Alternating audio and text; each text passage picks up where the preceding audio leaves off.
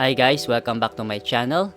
GachaWade here. I want to talk about the 5 upcoming characters in Chaos Zero Nightmare, and we get some leaks on those characters. We are actually here on the official website, and 3 of those characters we can get information on this website. However, the other 2, we don't know anything about them right now. But I want to discuss something about this new upcoming characters so that we can prepare maybe our resources to farm, because usually when there are new characters in the game and we like it and we've tested it, we like the gameplay, the playstyle, we want to build them as soon as possible. So it will help us on which resources to farm. For example, here on the game, if we go to simulation, we get new characters. Of course, we want to farm these resources. So if it's a striker character, we want to farm most of the resources from here so that when we get the character, we can promote it until level 60 and as well as their potential. Now, going back to the website, we have here information about the characters in the game. However, there's a lot of missing characters here. As you can see,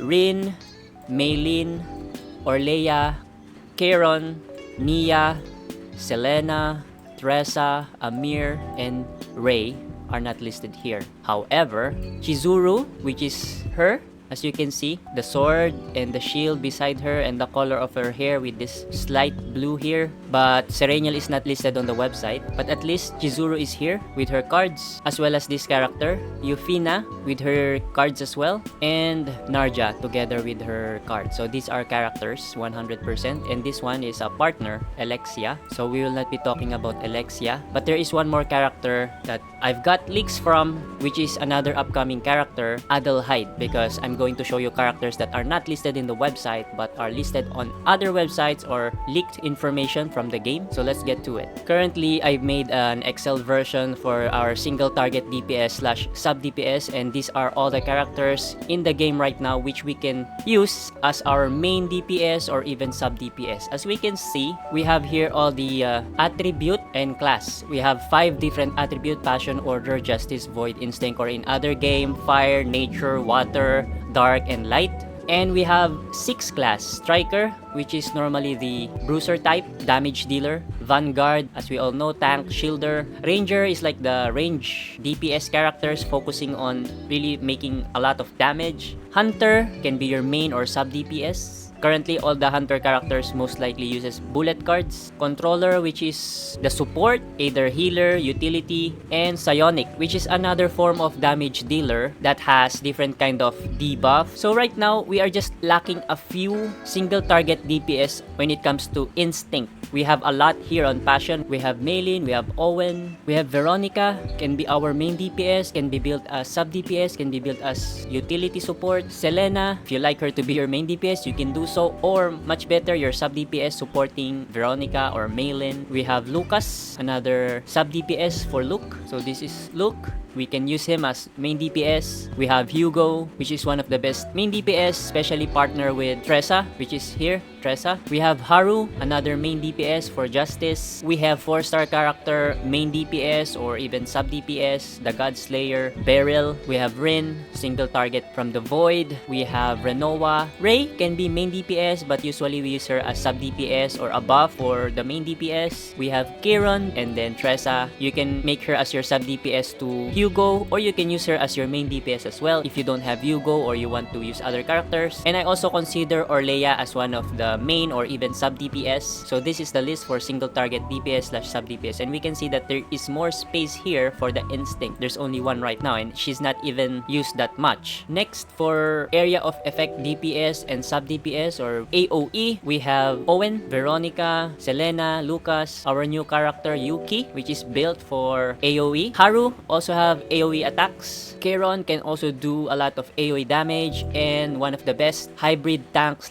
DPS in the game, Kalip or Kalipe, which is one of the best area of effect damage as well. So Veronica is very versatile because you can use her as a single target, you can use her as an AOE, depending on the epiphany of the ballista that you'll get. You can make her single target, AOE, piercing. Even if you don't want her to be your main DPS, you can just use her as sub DPS and then support, utility. She can be everywhere. We can see here that all the attributes targets are most likely filled in terms of area of effect. If we don't have Yuki, then there's no AoE for the order attribute. Now for our tanks, we mostly filled everything here. We have one for passion, Maribel. We have one for order, Amir, which is I think the weakest one. So these two characters are 4-star, and we have a 5-star character, Magna, which is one of the best shielder in the game right now. Most of her cards generate shields and counterattacks. And again, Kalip or Kalipe, which is a DPS slash shielder as well. So as you can see, if they're going to release another tank or shielder character in the game, it would likely be a void character. We don't have a single void shielder or tank in the game. And another one is for support healer. We have one of the best support healer in the game. It's a 4-star character, Mika. You can use her as your main healer. Ray can heal as well. She can be a sub healer. Kieran can also heal a lot. If you Eufinize his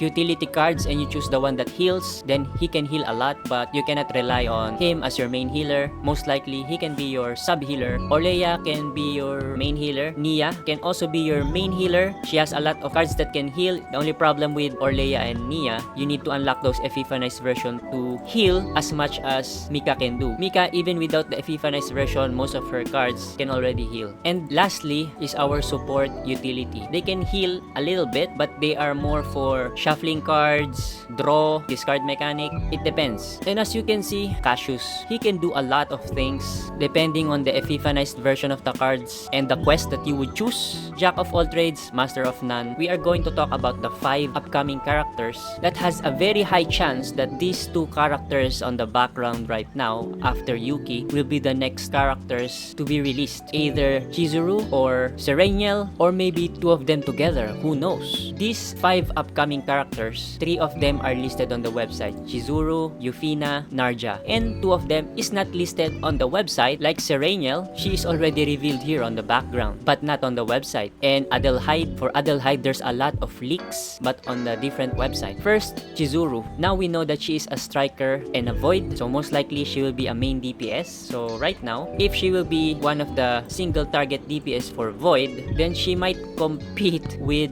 Ren. If we get another striker character in a void attribute category, then maybe Ren will be outshined soon. Who knows? We don't know. I don't know. It's just speculations, but we have the information that most likely Chizuru will be a void striker DPS. If we check on the website, the side of the card is purple, which tells us she's really a void type character. Susanna Sword is an attack card, 0 cost. I think this is her staple damage dealing card. Spirit Bind, it's an upgrade. Usually if it's a DPS character and you have an upgrade, it's either boosting damage or more hits. Most of her skills are just 1 cost. She doesn't need a lot of AP. Lunar Fall, another attack card. Maybe this is an AoE attack, Lunar Fall, or just a single target multi-hit damage, who knows? Embodied Will, which is a skill, and there's a sword there, and there's like a water wave. It looks like this is maybe a damage with heal or a card draw or a different mechanic totally, because it is a skill, so we don't know yet. And the last one, another attack card. We can see that Chizuru really attacks a lot. So the last one, Divine Moon Shard, which is an attack card, but the art looks like a big shield. We can see here on her art in-game, she has this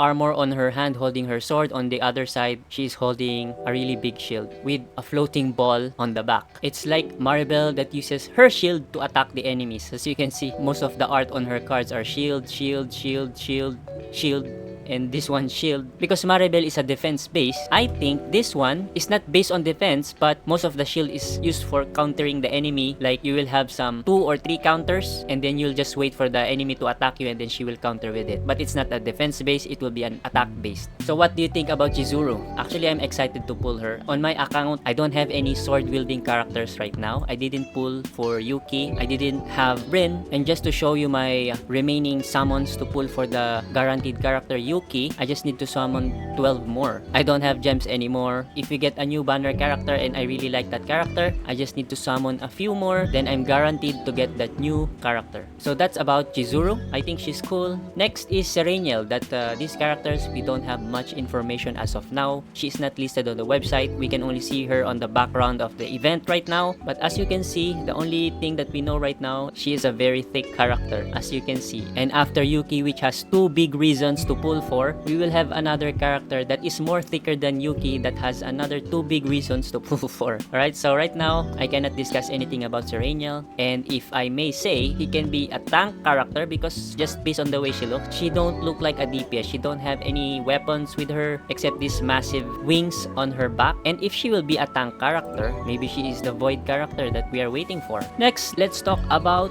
Eufina. So she's on the website. We got her information from there. Her class is not yet revealed, but her attribute is order. Alright, so she's another order character. So most likely, she's not a DPS character. I'm thinking that she is like another Veronica. So as you can see, all her cards here are skill, upgrade, just one attack and then upgrade. She is like another Veronica that doesn't have much attack cards on her kit. As you can see here, Veronica doesn't have a single attack card on her unique cards. There is one, which is this upgrade, which create the Ballista as her main damage dealing card aside from the basics. Other cards is just skill, upgrade, very similar to Eufina. Double upgrade, double skill, and then one attack card like Veronica. The name of her cards is Power Activation, looks like attack buff, Defense Module, and then her third card is Simulation Connect. It's an upgrade, so she will just use this once, it will be upgraded. No, it's not Simulation, it's Stimulation Connect. So maybe Stimulation Connect, which the word connects with other characters. Coordinated attack is almost the same as Mark. However, coordinated attack is not a debuff. Unlike Mark, it is a debuff. Stimulation Connect can be a coordinated attack or a Mark,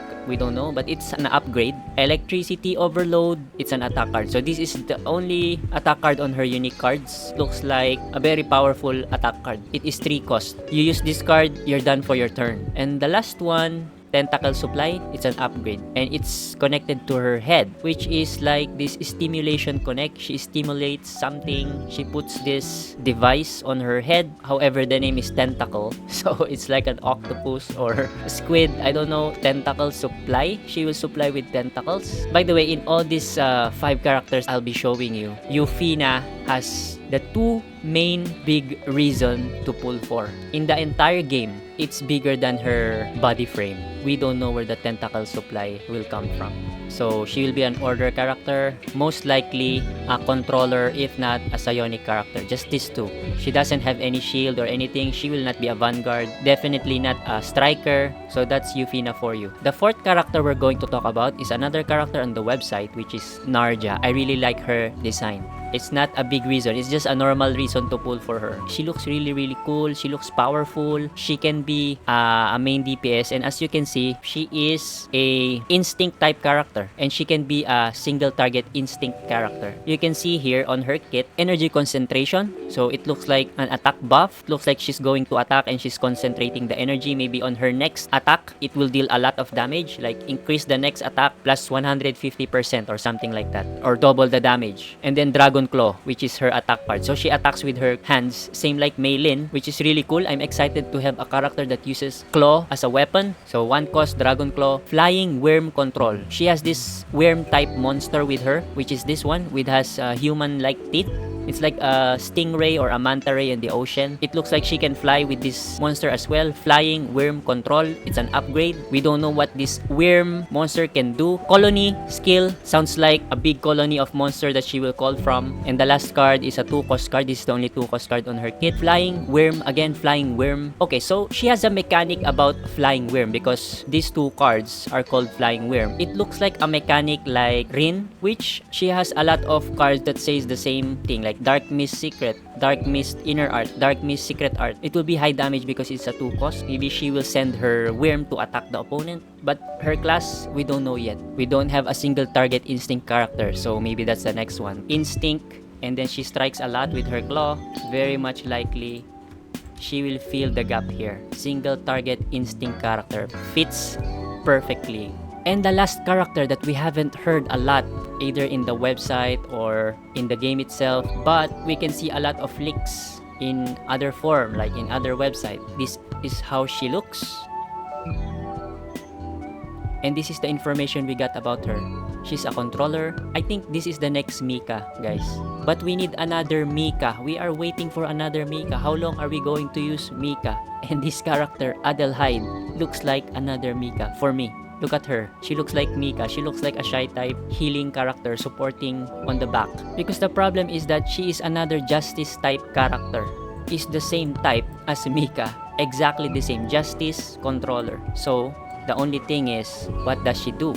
Is she a direct power creep for Mika? Because Mika is a 4-star. So, she can be the 5-star Mika version that heals and generates EP.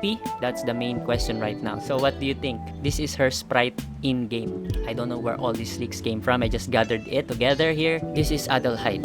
Alright, so which of these 5 characters are you most excited to pull for? Anyways, thank you for watching this video. Comment down below which character you are excited to see in the future. There's a lot more characters that I've seen in terms of leaks, and I can show it on the other video. But as for this video, it's already long. We're just going to talk about these 5 characters for now. And as always, don't forget to subscribe, enjoy your games, and see you on the next video.